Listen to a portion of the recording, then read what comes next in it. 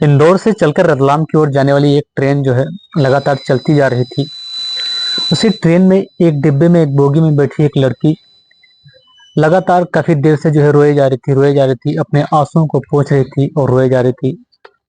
इसके बाद जब ट्रेन थोड़ी रफ्तार पकड़ती है और खिड़की के पास जाकर बैठ जाती है, तो उसके बाद उस खिड़की के ऊपर चढ़कर जैसे ही वह बाहर कूदने की कोशिश करती है खिड़की से बाहर, तुरंत पास ही काफी देर से उसके ऊपर नजर रख रहा एक लड़का उसको तुरंत ही लपक लेता है।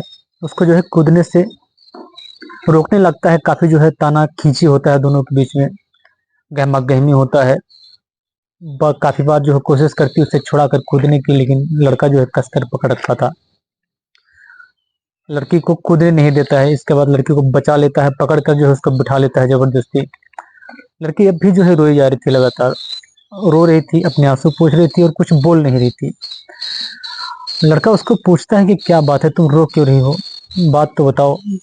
लेकिन लड़की जो है कुछ नहीं बोलती है। बार बार रिक्वेस्ट करते हुए लड़का फिर आखिरी में कहता है कि देखो, पहले सारी बात बताओ मुझे, बात क्या है, और उसके बाद जो तुम्हारा दिल करेगा तुम वो कर लेना, मैं तुमको छोड़ दूंगा।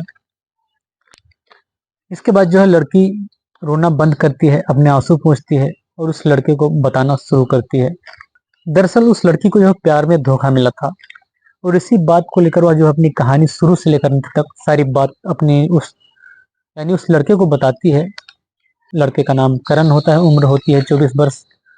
लड़की का नाम श्रद्धा तिवारी और दूसरा नाम ही उसका आयुषी होता है, जिसकी उम्र लगभग 22 वर्ष होती है। अब लड़की जब अपनी सारी कहानी बताती है तो लड़का उसको समझाता है कि इसमें कौन सी बड़ी बात है, आत्महत्या करके भी तुम्हें ही नुकसान होना है वैसे भी। और उसके बाद जो है लड़की लगातार उसकी बातें सुनी जा रही थी और फिर अचानक उससे बोल बैठती है, तो फिर क्या तुम मेरा जीवन भर साथ निभाने के लिए तैयार हो, तुम मुझसे शादी कर सकते हो। लड़का जब उसको देखता है कि अभी घंटे भर भी नहीं हुए इसके साथ हमारी बातचीत होते हुए बैठे हुए, और अचानक ही इसने ऐसी बात कह दी। लड़का कुछ देर सोचता है, लगातार उसको देखता रहता है और उसके बाद जो है उसकी जान बचाने के लिए वो हाँ कर देता है, और इसके बाद जो है दोनों शादी कर लेते हैं। तो दोस्तों आइए जानते हैं इस कहानी को कहाँ से शुरू होती है, कैसे शुरू होती है और कहाँ कहाँ क्या होता है और इसका अंत कैसे होता है। इस कहानी के माध्यम से जानने की कोशिश करते हैं। राम राम, नमस्कार, सत श्री अकाल, आदाब, मैं भोलेनाथ। आज की जो सच्ची घटना है, एक सच्ची घटना जो है मध्य प्रदेश का एक जिला है इंदौर। इंदौर का ही एक थाना लगता है एमआईजी, और इसी एमआईजी थाना के अंतर्गत एक जगह आती है जनता क्वार्टर। यहीं का रहने वाला अनिल तिवारी अपने नजदीकी पुलिस स्टेशन एमआईजी में जो है जाकर एफआईआर दर्ज कराते हुए बताता है कि साहब, मेरी बेटी जिसकी उम्र 22 साल है, नाम श्रद्धा तिवारी और आयुषी है, 23 अगस्त के दोपहर 2 बजे के आसपास जो है घर से अचानक ही चली जाती है। जो है वह अपना फोन भी यहीं पर घर पर ही छोड़कर चली जाती है, और उसके बाद वह वापस लौट कर नहीं आती है, तो वह कहीं शायद गायब हो गई है। तो आप जो है उसको ढूंढने में मेरी मदद कर दीजिए। वह जो है बीबीए की छात्रा है, जो कि गुजराती कॉलेज में पढ़ती है। पूरी बात जो है, पूरी जानकारी जो है पुलिस वालों को बताते हैं, और इसके बाद बताते हैं कि उसको जो है मैंने डांट दिया था किसी बात को लेकर। इसके बाद जो है गुस्सा होकर घर से चली गई है। जब पिताजी जो है पूरी बात बताते हैं तो पुलिस वाले जो है लड़की की गुमशुदगी जो है दर्ज कर लेते हैं, और इसके बाद जो है पिताजी से कहते हैं, यानी अनिल तिवारी से कहते हैं कि तुम जाओ घर और तुम जो है अपने जरिए से, अपने तरीके से उसको ढूंढने की कोशिश करो, और साथ ही हम लोग भी उसको ढूंढना शुरू करते हैं। अब उसके बाद जो है पुलिस अपने तरीके से ढूंढना शुरू कर देती है, जांच पड़ताल करना शुरू कर देती है। उसके जो माता पिता होते हैं वह भी उसको ढूंढने लगते हैं, उसके दोस्तों से, जहाँ जिसके साथ वह पढ़ने जाया करती थी, सहेलियों से, जहाँ उसका आना जाना था, सारी जगह जो उनसे बातचीत करते हैं, उसके बारे में जानने की कोशिश करते हैं, कहीं कुछ पता नहीं चलता। लेकिन उस लड़के की यानी श्रद्धा तिवारी की बहन होती है, वह बताती है कि उसका किसी लड़के के साथ जो है बातचीत चल रही थी। इसके बाद उस लड़की का जो मोबाइल फोन होता है उसको भी तलाशा जाता है, उसकी भी डिटेल्स खंगाली जाती है, और इसके जरिए जो है पता चलता है कि एक लड़का जिसका नाम सार्थक गहलोत होता है, उसके साथ इसकी बातचीत होती रही है।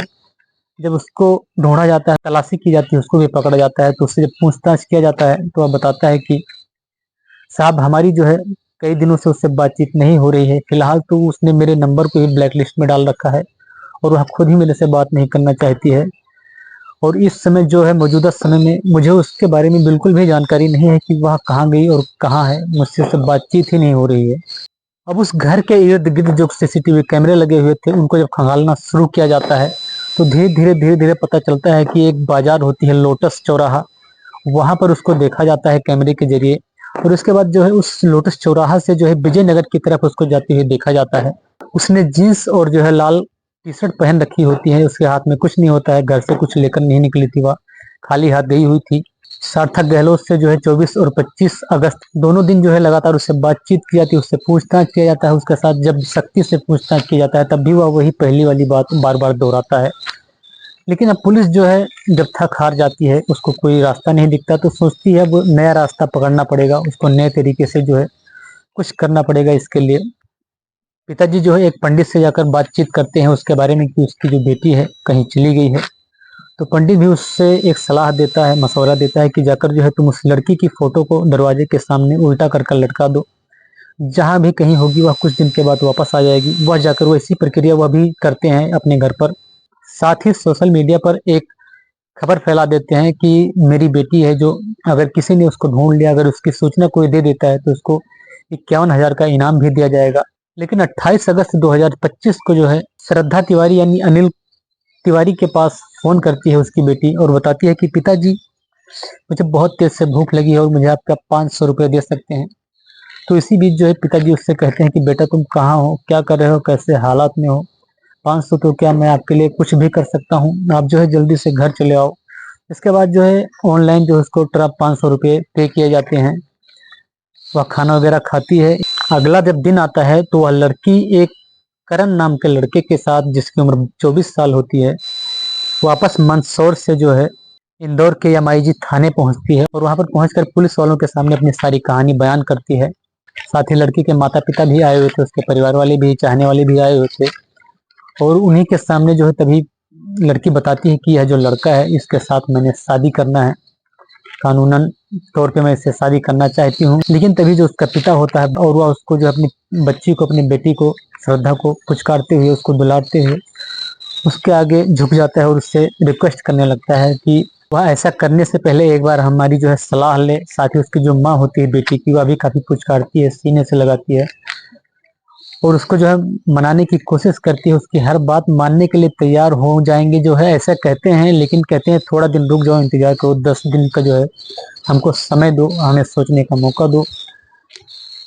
लेकिन जब लड़की उस लड़के से इसके बारे में कहती है कि क्या हम 10 दिन इंतजार कर सकते हैं, आप जो है इंतजार कर सकते हैं, ऐसे ऐसे जो है मेरे माँ बाप कह रहे हैं, तो लड़का कहता है कि ये जो 10 दिन है, इन 10 दिनों में तुम्हारे साथ कोई घटना हो सकती है, मेरे साथ कोई घटना हो सकती है, किसी का कोई भरोसा नहीं है। इसी बात को लेकर पहले से ही लड़की ने जो है वहां पर आने से पहले ही जो उस लड़की को शक था, उस लड़के को भी शक था अपने माँ बाप के ऊपर कि कुछ गलत कदम ना उठा ले हमारे ऊपर।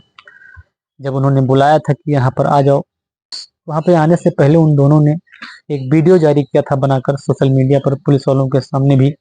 और हम दोनों जो है बालिग हैं और अब जो है कानूनी तौर पर रजिस्टर्ड शादी करना चाहते हैं, और इसमें अगर हम लोगों को कुछ हो जाता है, जो कि हम लोग अपने घर जा रहे हैं मम्मी पापा के सब पास जो है, तो इसमें जो है माँ बाप ही में जो है, माता पिता ही जो है जिम्मेवार होंगे। अब जब लड़का नहीं मानता है वहां पर रुकने के लिए, 10 दिन इंतजार करने के लिए, तो लड़की जो है उस लड़के के साथ फिर से वापस उसी के साथ चली जाती है। वह लड़का जो है पहले तो मंदसौर जाता है, मंदसौर से फिर महेश्वर जाता है और महेश्वर से जो है एक चोली गांव होता है वहां चला जाता है, जहाँ पर उसकी मौसी रहा करती थी। वहीं पर जो अपनी मौसी से बातचीत करके जो है एक मंदिर में जाकर उसके साथ कच्ची शादी कर लेता है। हालांकि ये इनकी लीगल शादी नहीं थी, लेकिन लड़की ने जब 500 रुपया मांगा था फोन करके अपने पिता से, तभी यह बात भी उनसे कहा था कि उसका जो डॉक्यूमेंट्स वगैरह है अपना, वो जो है उसके पास सेंड कर दिया जाए, ताकि वह यहाँ पर उस लड़के के साथ जो है रजिस्टर्ड शादी कर सके। लेकिन इस बात पर उसके माता पिता ने उसको वहां बुला लिया था अपने पास, लेकिन ऐसा हो नहीं पाता है और लड़के जो है जाकर जो दोनों एक मंदिर में चोली गांव में शादी करते हैं। और जब पिता को कोई उपाय नहीं सूझता है तो आखिरकार वो जो मीडिया के सामने आकर यह बयान देते हैं कि उसकी जो लड़की है श्रद्धा तिवारी, उसका मानसिक स्थिति सही नहीं है और उस लड़के ने उसके साथ पता नहीं क्या जादू किया है, क्या उसके साथ चक्कर चलाया है, उसको अपने जाल में फंसा रखा है। और जो भी लड़की और लड़के ने बयान दिया है, सोशल मीडिया पर बयान डाला है, अपलोड किया है, वह भी उसके ऊपर मैं विश्वास नहीं करता हूँ।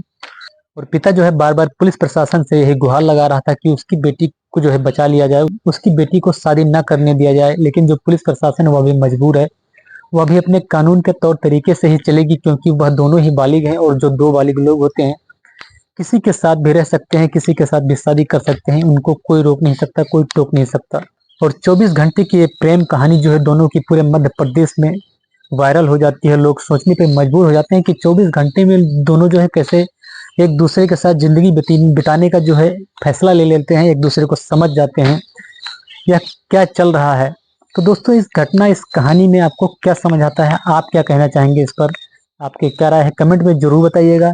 और अगर आपने मेरे चैनल को सब्सक्राइब कर लिया है तो आपका बहुत बहुत शुक्रिया, अगर नहीं किया है तो आप कर सकते हैं, आपका छोटा भाई रिक्वेस्ट कर रहा है। फिर मिलता हूँ एक और नई और सच्ची घटना के साथ, तब तक के लिए जय हिंद, जय भारत।